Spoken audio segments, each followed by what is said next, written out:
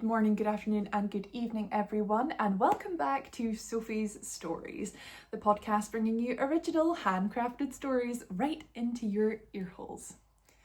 So, as I mentioned, I am taking a little foray into video content. I'm really enjoying it. I hope you guys are too, and I hope it sets the mood. So at the moment, I'm going to start bringing you some of the stories that have been released to my Spotify and bring them here for your little bedtime story. So that's where we're at the moment. And today's story is a really fun female main character. And it is essentially a country western that went pretty horribly wrong. So I hope you all have a fantastic time listening. This is The Reigning Status.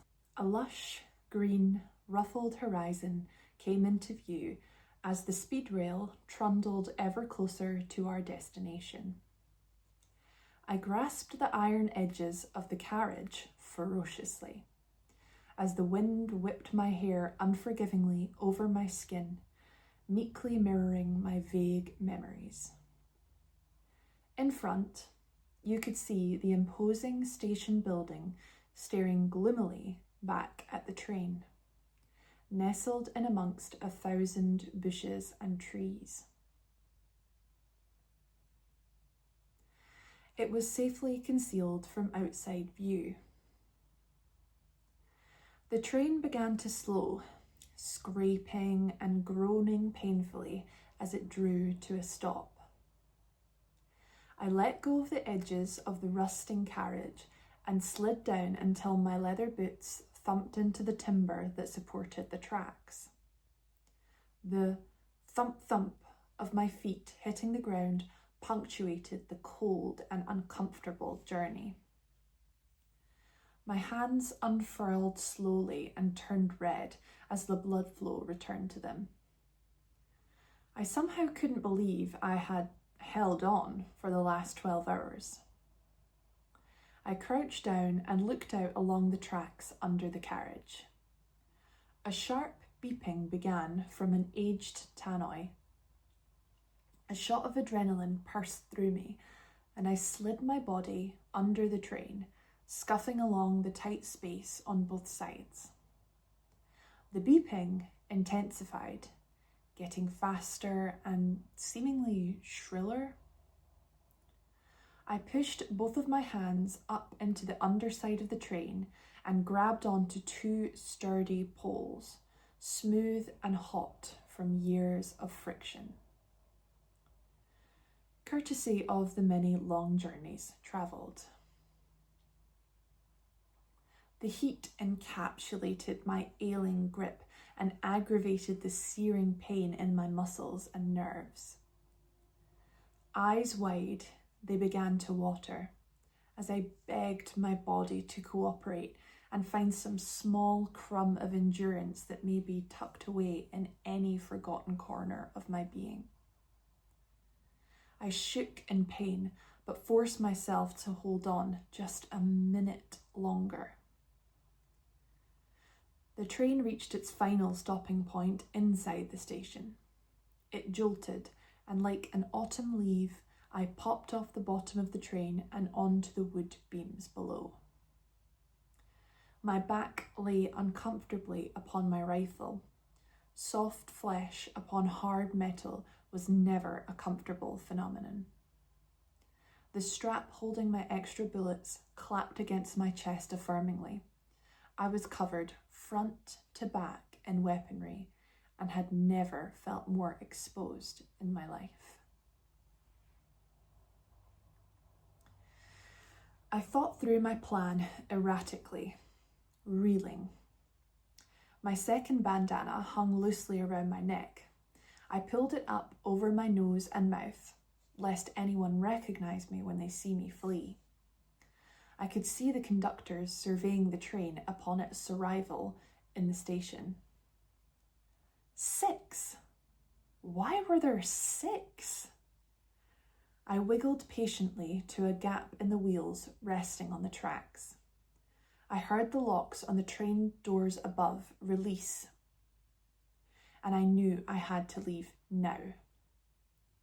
I forced my body out of the gap sideways, my rifle trapping me slightly as I pushed my body out. The train doors opened, and hundreds of footsteps pounded the platform above my head. I knew I only had a couple of seconds to get out and climb up onto the platform to join them, freeing myself from the charge of the old, grasping train. That seemed a sigh of relief after its lengthy journey.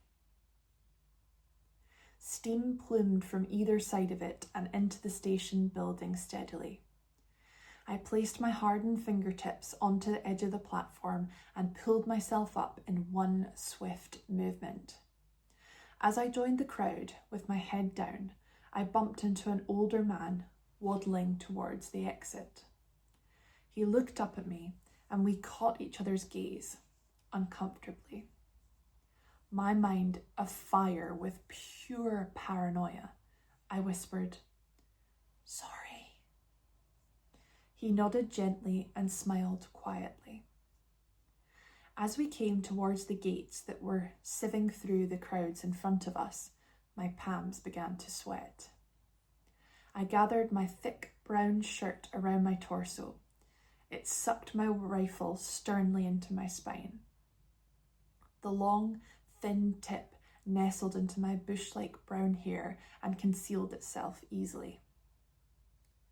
My face began to steam beneath the makeshift mask. Upon reaching the gates, I realised there were metal detectors arching over the turnstiles.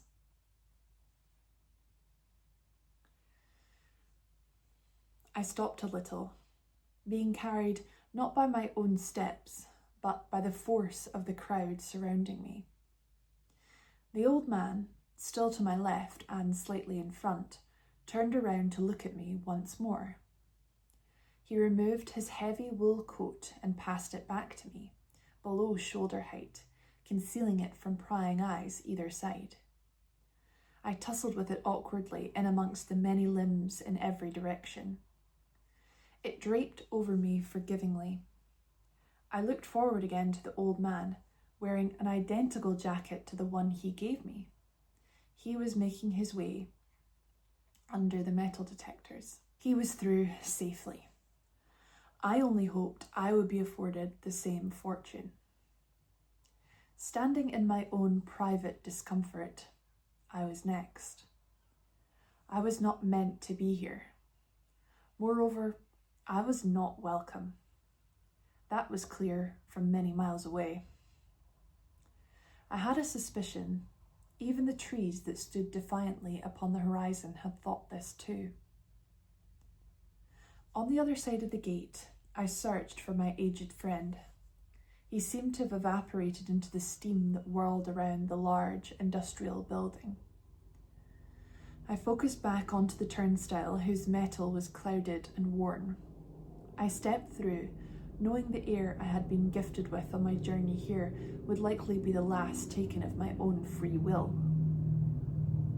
I felt tears well up behind my eyes, and I made it onto the other side, when I heard a scream coming from my right. "Stop!" it roared. "Hands up and stop where you are!" The metal detector's alarm was silent. Bastards. I started to sweat again from every minuscule gland across my body, waiting to be hurled into a room equipped with my own personal version of hell. I took another couple of steps forward, suddenly searching for an escape route rather than seal my fate in submission. I felt a determined body burst past mine, realizing the alarm had been raised by someone on the other end of the numerous row of gates. I looked across momentarily to see a young girl, no older than 17, crying out and flailing wildly. She screamed in utter defiance as she was wheeled off by 3 of the supposed conductors. Every fibre in my body furrowed as if it was an angered brow. Rage filled me hot and violently as I fought the urge to turn back, gun cocked to blow them apart. I knew I had to carry on, if any of us had any chance of ever leaving again. In the same state we arrived, anyway. I looked over, searching for the exit, and saw a mass exodus through a large archway in the corner. As I crossed the threshold, an impressive sight met me. I looked down a large set of stairs and into a deep valley, filled edge to edge with makeshift buildings, seemingly stacked on top of one another like building blocks. Old dirt roads paved through the numerous winding streets amongst them. Straw lined all the lodgings, and the smell of this, along with a touch of damp, washed up from the hills below, over my face and up under my bandana, which had come a little loose. I started off down the stairs quickly, weaving through the slow-moving traffic. No one turned to look. No one said a word. They moved lethargically, as if hoping they would never arrive at their destination. Whilst I was filled with a biting energy thrusting my body forward, my gun rattled against me as I skipped away.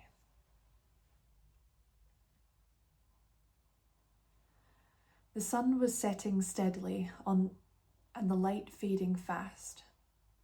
I pulled down my bandana and felt a cold snap tap my nose and tumble over my cheeks.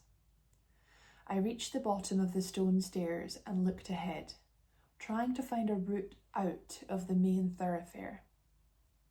On my first couple of steps, I found a thin break in two of the buildings.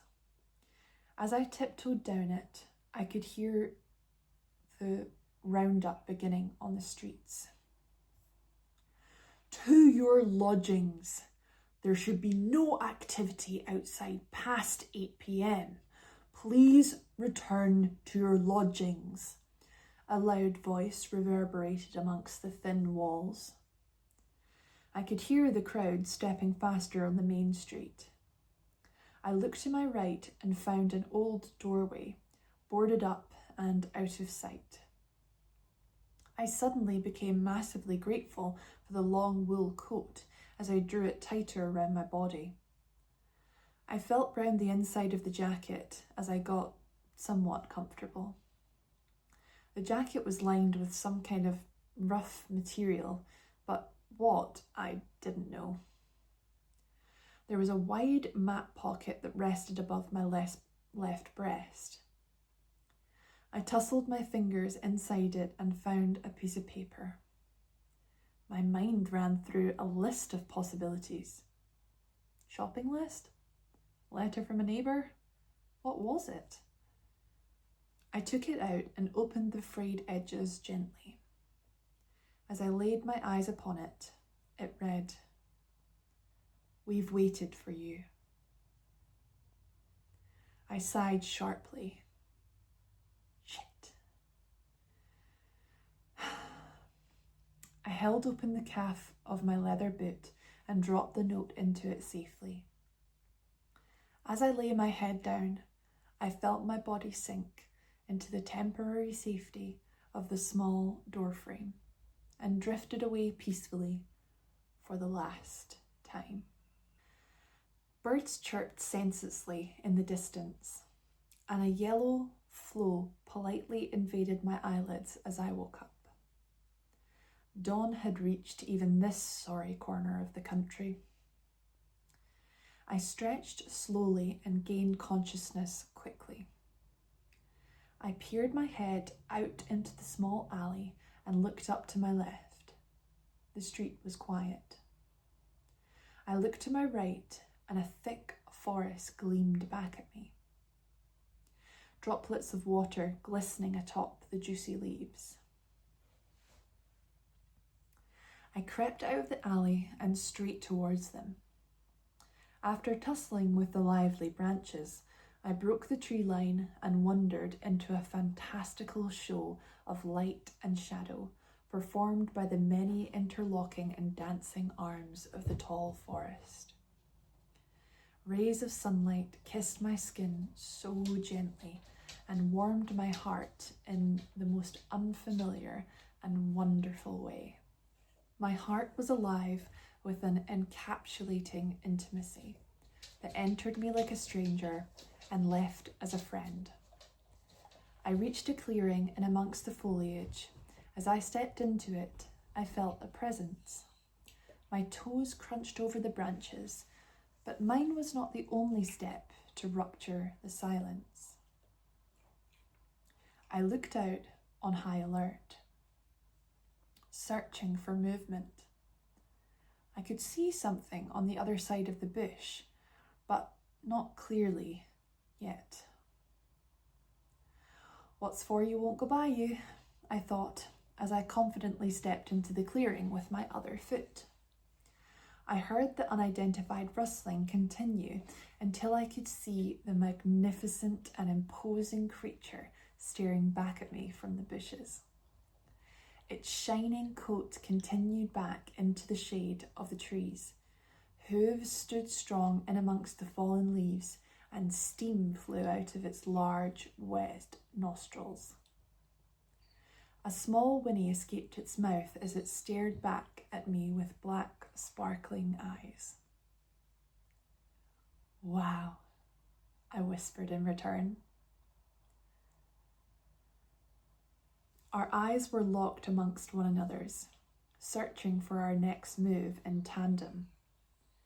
Its dark brown fur faded into the shadows behind, and I was lost searching for a break in its dense coat. So engrossed in this beautiful mammal, I swayed slightly and had to catch myself with an extra step onto the crunching carpet below.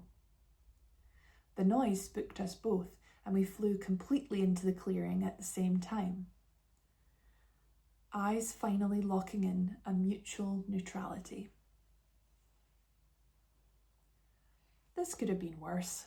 I could have been trampled by now. Think positively, August.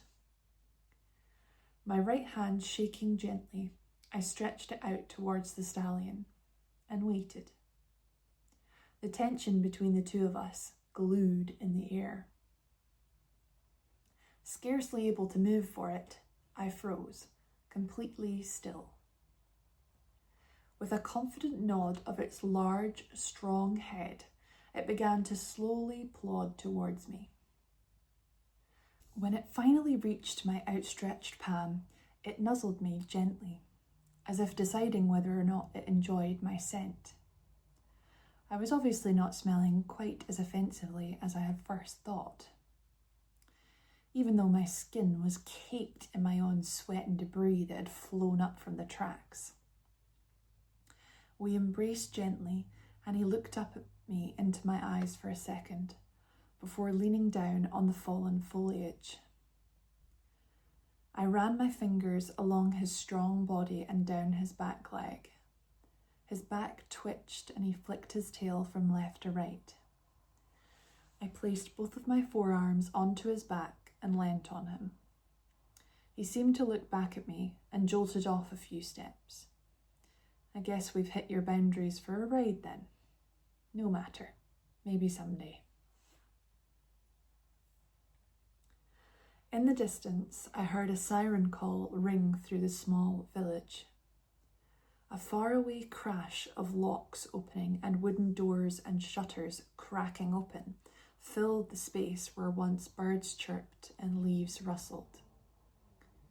I turned back towards the wretched, awakened pit and placed my palm on the horse's soft, muscular shoulder, offering for him to join me as I walked back towards the buildings. And it did. We walked shoulder to shoulder through the trees and rebel bush branches. As we hit the tree line, I heard a dissatisfied whinny escape from its mouth, and we shared a moment of trepidation. "Come on," I urged chirpily. Our matching steps changed from soft thumps to abrasive clicking upon the tougher road. I suddenly felt a pang of anxiety as I realised walking around with a 6-foot dark horse was not going to allow me to travel incognito. We made our way down a small side street and back onto the amber dust road. There were crowds of thousands lining up the main road, and I was hidden in the cover of people around me. And actually, the only one that could be seen was Silo. Sounds like a great name for such a substantial beast. I removed my second bandana from my neck and passed it around Silo's strong right leg. Now we matched. It felt right that way, matching. I let out a small sigh of relief and took a second to feel normal, unnoticed and quiet for a change. A little girl caught sight of me. I saw her tug at her mother's jacket and point at me. Her mother stood bolt upright and passed on a whisper to the man next to her. I watched as the message passed down a line of merchants to my left and continued. They knew. And I knew why I was there. This secret was the golden thread keeping me out of harm's way, for now, thankfully. I watched a line of men in their conductors' uniforms slink closer from across the crowd. I needed to get further along the street if I were to deliver my gift on time. I sunk into one of the shops for a second, before emerging after a few minutes had passed. Silo had kept walking, and I trotted up behind him to catch up. There were scars keeping the backs of his thighs, just like mine, but considerably bigger and deeper by the looks of things. I refrained from tapping his hindquarters in lieu of receiving a strong kick to the stomach. Through the hustling crowd, I saw a tall brunette man make a beeline for me. I hoped he was headed for someone just behind me, but after a couple of seconds, I knew that wasn't true. Hey, he hissed. My stomach dropped and bounced back up as I realised I couldn't let this interaction spiral out of control. Don't worry, I repeated to myself as he grabbed my forearm staunchly. His eyes were bloodshot and bone structure enviable as he stared into me intently. I looked back at him blankly, feeling suddenly numb and plank-like. Yes, I replied. I've got someone for you. I need you to help her out. Will you help her? I felt the shared pain pass between us as he spoke. My face must have betrayed me, as he had begun to look hopeful. Let me past, I struggled, as he stepped to one side. I glanced back at him and felt the lump in my throat pang painfully. Stories of my crusades had reached this God-forsaken place, but clearly not in full or reliable in their detail. To be clear, this was not the first time I had sneaked into a town I was not born in and did not belong to. I had been travelling for years, slowly and methodically tracking down the unfortunate souls who needed my help. Unfortunately, after the last population reset, as they called them, quite some time had passed, and my reputation had begun to rebuild to quite an uncomfortable level. A level I had never experienced before and happened to be wildly dissatisfied with. A reputation is unforgiving in any context, I had learned over the years. After a further walk down the high street, we came upon a large cream building lined with stone columns. Above the striking blue double doors read the words, Briton Town Hall, with a motto below that simply read, "Only but a trace." My flesh body mirrored the high hills and the lush forests and the fields of heather as it set itself ablaze with rage and stood defiantly like a cork in a champagne bottle, fighting the urge to cause chaos. Silo's hot breath raced over my shoulder as I looked up at the council building in utter contempt. I could hear a few old men behind me on some steps cease their game of dice and whisper in the background. "Who's that?" one muttered. My intention spoke for me as people began to stop and look. Above the doors, there was a wide glass window glistening in the sunlight. It was the cleanest surface I had seen since I arrived here in Briton. The real history of Briton was rather unique in that it was the only time that had survived pretty much its original state since the 1800s. After the advent of electricity, the government had begun experimenting with mind control on some of the smaller populations in its charge. Towns like Briton were often first sacrificed and were usually rebuilt in a medieval manner. But here, they had managed to preserve most of its original architecture and then just built on top. Population resets began in their infancy in 1853, so being here was like going back in time. The basic architecture here was the closest thing to art I had seen in years. Shame I would have to destroy it. I shrugged, bringing myself back to the present. For good cause, though, I thought to myself.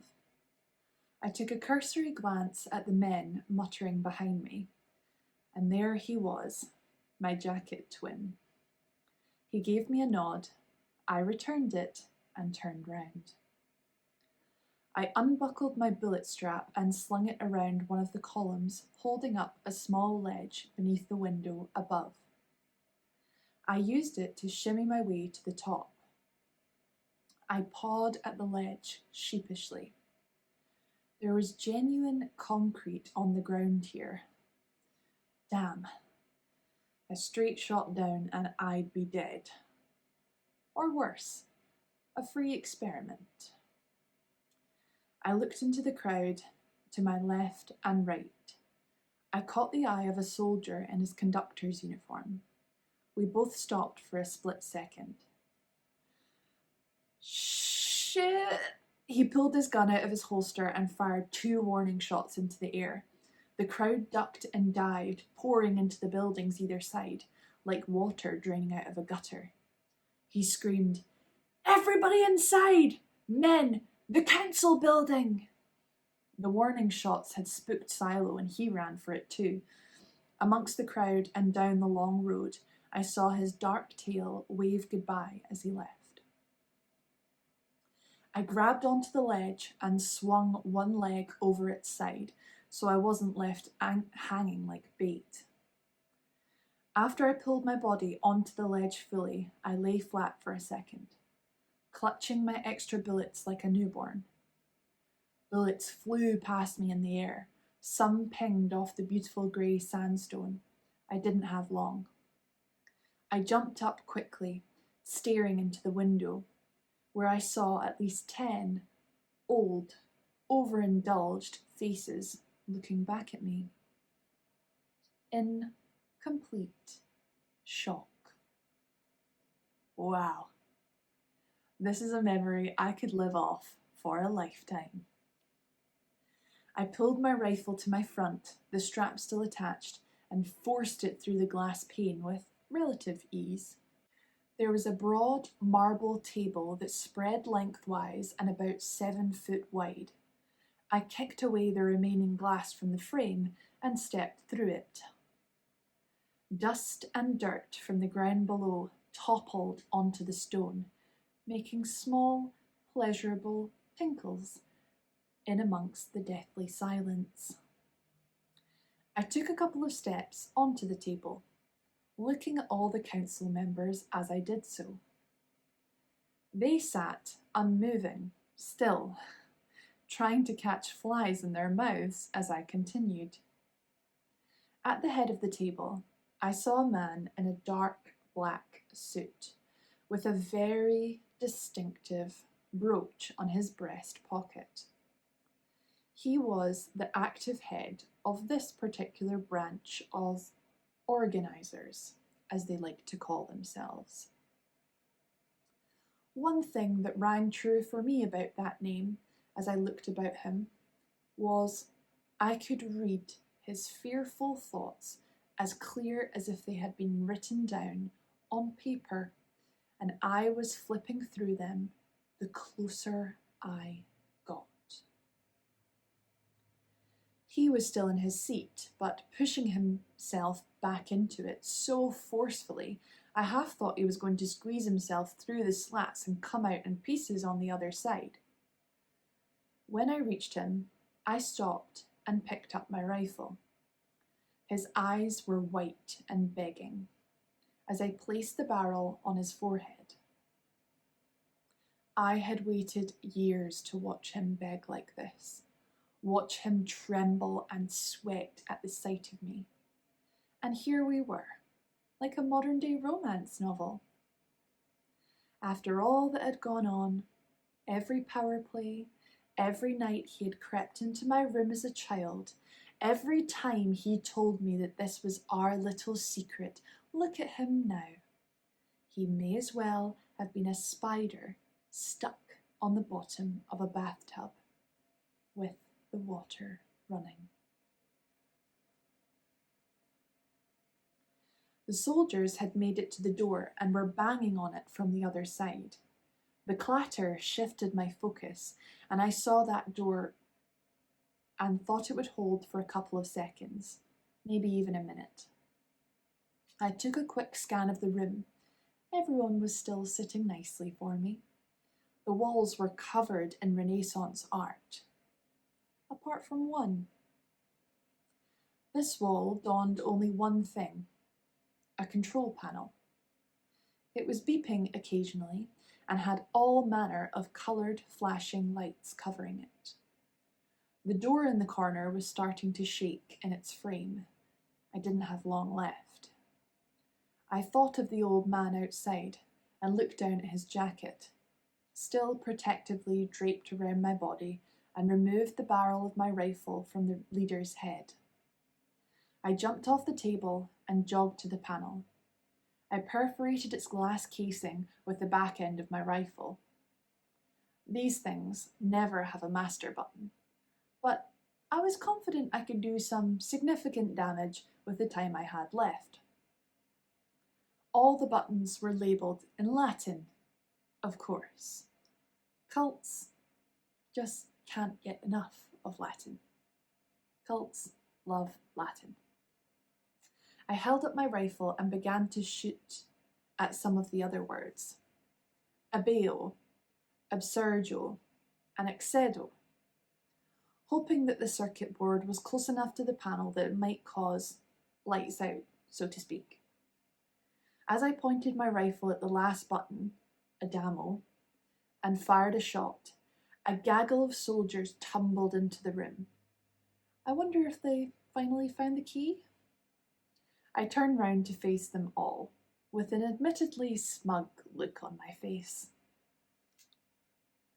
Finally managed to join us then, I stated. They all cocked their weapons, seemingly in unison. It tickled me that they all looked upon me with intense disdain, whilst wearing bellboy hats. Put down your weapon, one of them cried. Maybe, I replied venomously. What's in it for me? I continued, as there was a clasping silence.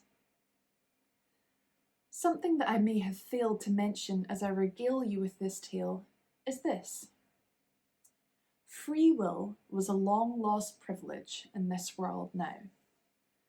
I had found that my ability to exercise mine had always brought me back to one of two scenarios. A conversation brought to you by our sponsor, complete bewilderment, or extreme aggression, brought to you by the same sponsor. In this case, we had fallen somewhere in between. The soldiers knew that the government were controlling the will of the general population. However, they somehow believed they were exempt from this criterion, probably due to more mind control. Not their fault, but very annoying. I, however, was completely exempt, and no one I had ever spoken to knew why. I could spray the room with bullets, but only 2 people in here knew the whole story. Me and Harry Kendall, the man who had had the honour of my rifle pressed against his forehead. Harry had the privilege of this knowledge, not through any special gift or freak accident, I'll let you guess which one I had, but because his father had it before him. This was most unfortunate. I could see Harry glaring at me carefully from my peripheral. We all began to hear the sounds of crowds gathering outside. I side-eyed Harry and smirked, watching the fear grow in him once more. I let go of my rifle and let it swing by my side and raised my hands in surrender. This was surrender number 53. And I think the most dramatic thus far. The sweet sounds of the righteous crowd grew louder through the emptied window frame, and I soaked it in as a soldier cuffed me and walked me out of the room with little to no resistance. Another sweet memory from this day to add to my collection. As they walked me down a corridor and through the entrance hall, I saw a couple of soldiers run towards the double doors and began to barricade them. They couldn't do anything with the crowds outside until backup arrived, which from this far out wasn't likely to be for a couple of days. I felt the soldier holding my cuffs, leering over my shoulders, and I swear he smelled my hair. Another thing to add to today's to-do list. Fight off creepy bellboy. I rolled my eyes. I think they thought I'd been brought up by wolves and fed only berries and raw meat growing up, and they saw me as a token. This was not the case. I grew up on a farm with a loving mother and a father who was always working, in a house where the talents or gifts were never discouraged but never disclosed. This happy story ended when they killed my mother, and my father got a promotion. As we continued down the long hall, a metal door with a spring vault handle came into my direct eye line. One of the soldiers unhanded me, and the blood rushed back into my aching hands. I could feel my captors either side begin to squirm and shift behind me. They were whispering. Indecipherable, but whatever it was, they were concerned. The crowds outside grew ever louder, and you could hear metal, wood, and unmistakably bodies slamming against the large wooden doors on the front of the building. My anarchist senses were tingling, and the air all around us began to change. Any hands on me slowly slid away as the thumps on the large door grew louder, stronger, and more angered. I felt the stone below me begin to tremble. Having seen it before, I knew what was coming. I slowly started to edge away from the group of men who had been leading me further into the building. positioning myself against one of the side walls and away from the door. With a deep, cleansing breath, I shut my eyes and crouched down, not before sending a friendly wink over to the hair smeller. 3, 2, 1. In one swift movement, the large double doors burst open. Planks of wood, stray nails, and dust flew up into the grand hallway, and dense bouquets of rubble clattered onto the marble, piece by piece. It all seemed to be in slow motion as a pair of leather boots entered through the large threshold at various speeds and sizes.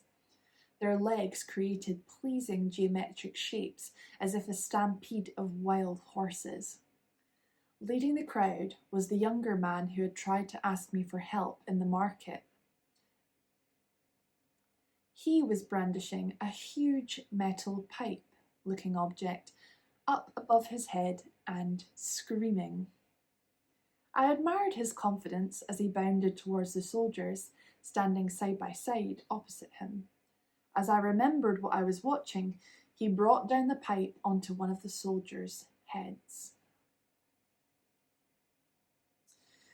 To be honest, this kind of thing was quite common once you had destroyed at least 2 of the buttons on the faction's control panel.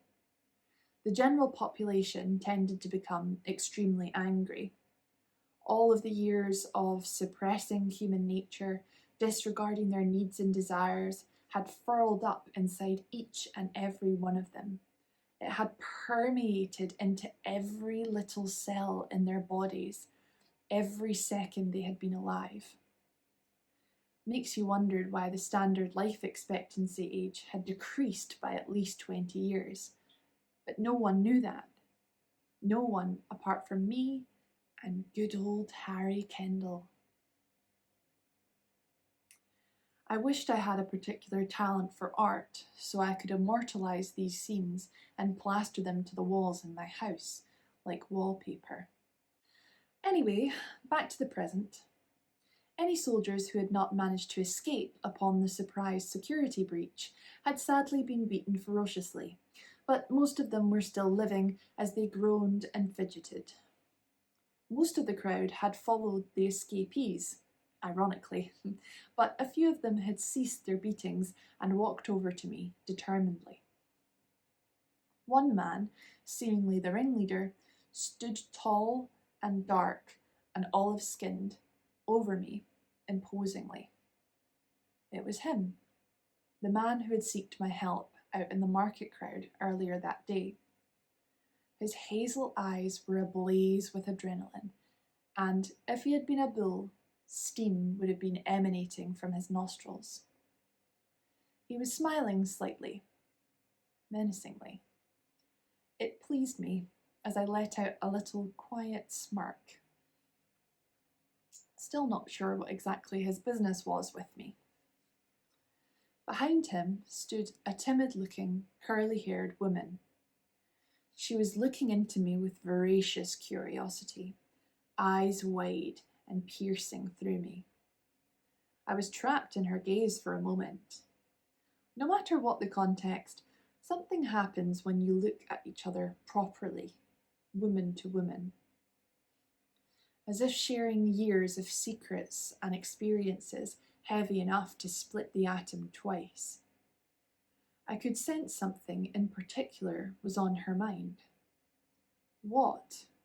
I didn't know yet.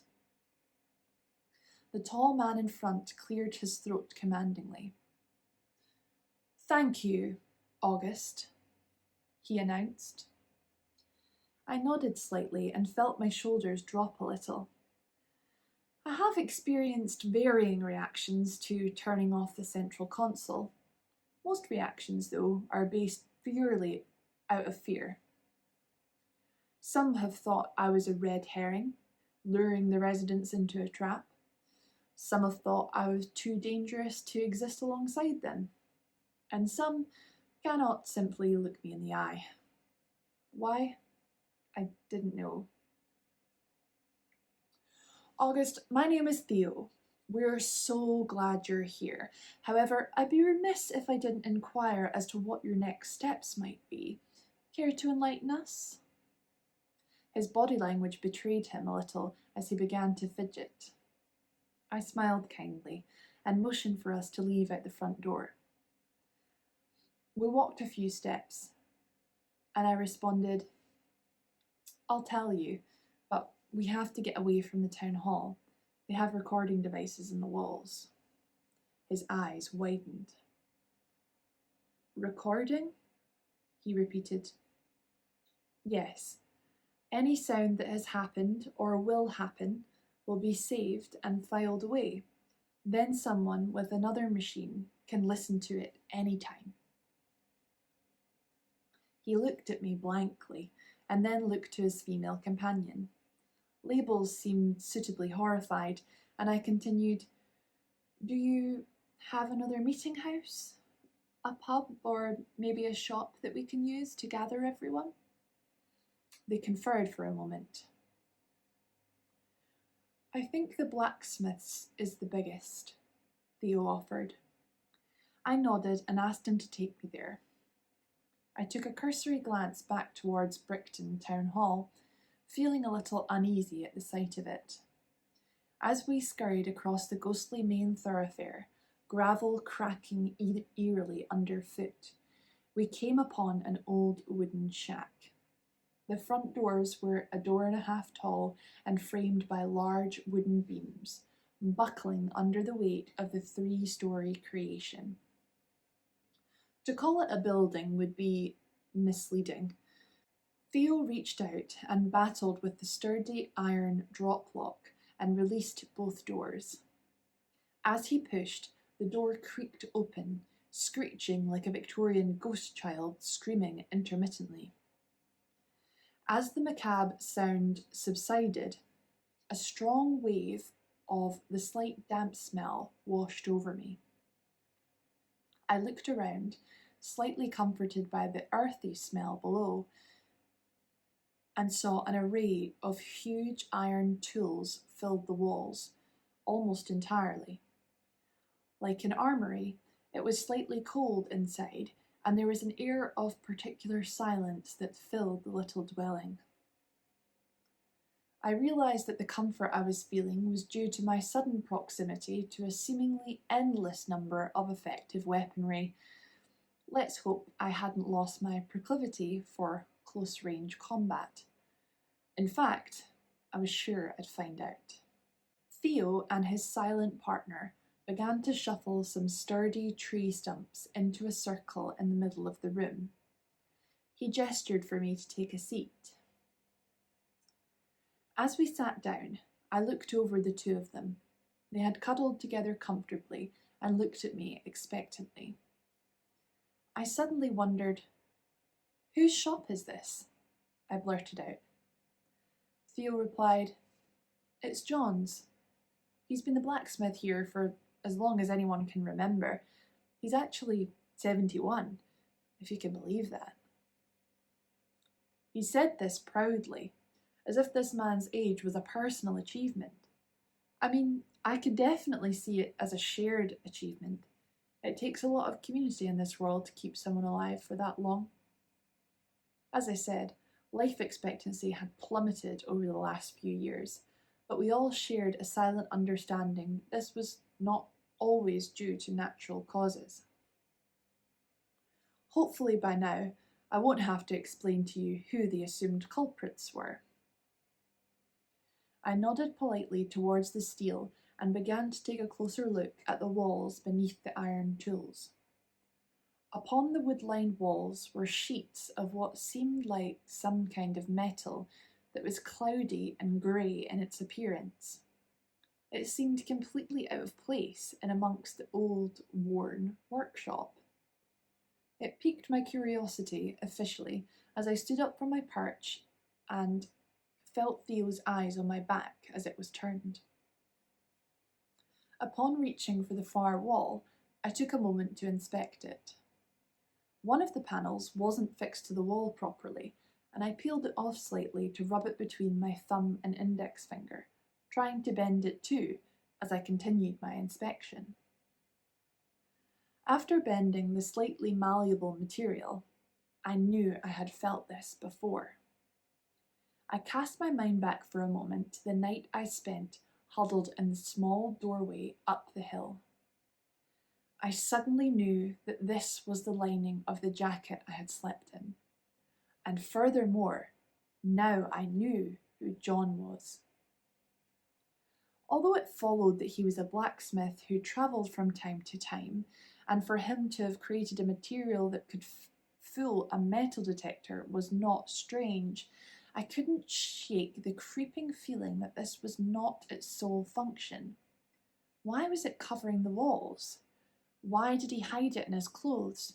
And why, most importantly, was this the first time I had come across anything like this or similar?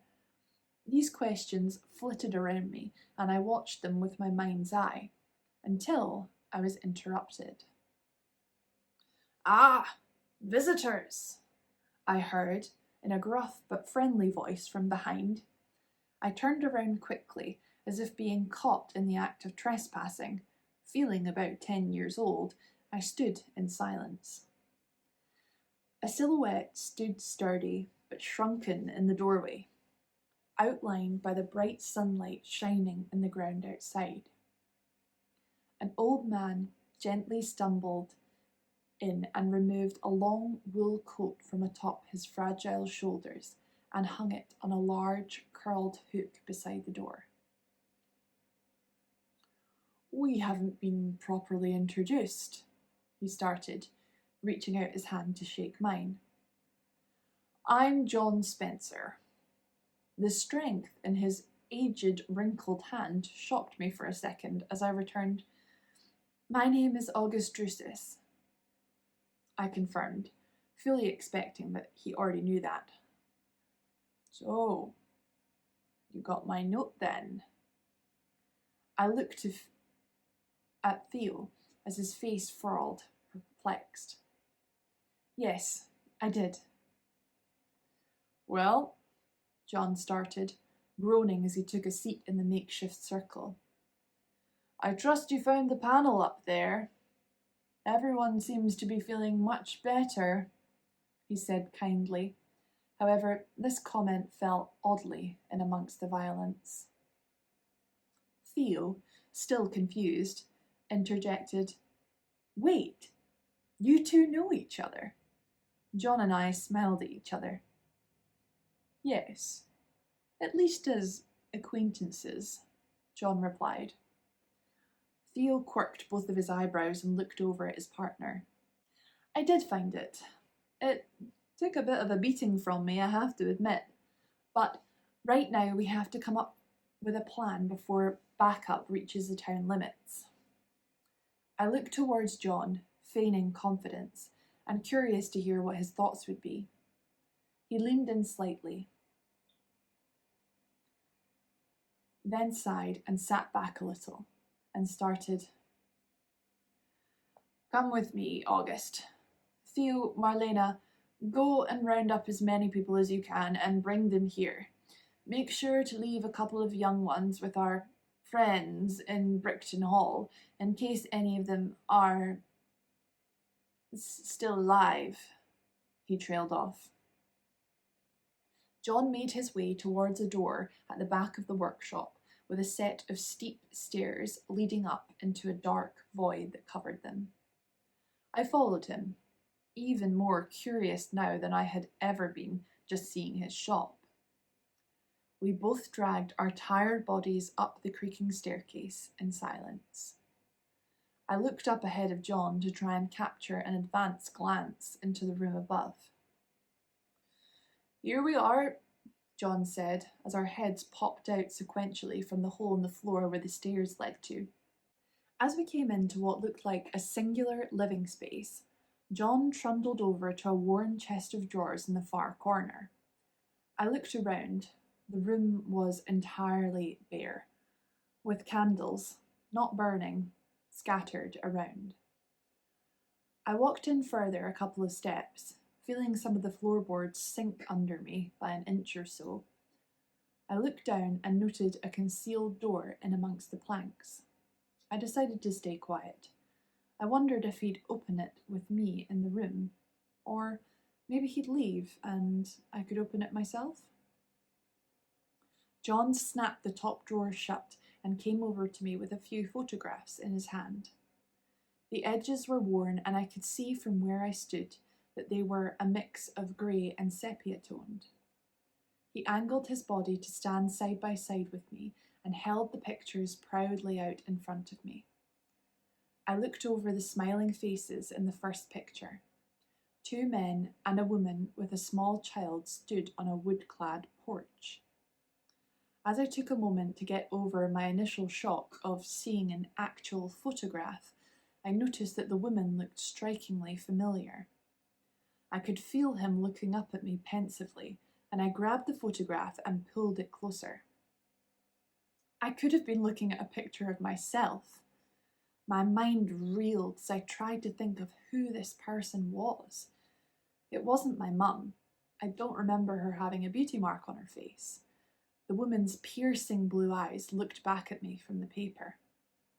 As the realization grew in my eyes, John placed his hand on my shoulder gently. He pointed at the picture slowly and reeled off names from left to right. That's Jack, that's me, and that little girl right there is Olivia Drusus.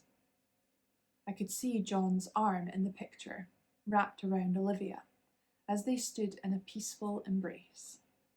I looked down at John as he returned his gaze with a kind smile and a gleaming sparkle in his eye. I stood back and took a deep breath. Olivia Drusus was my grandmother.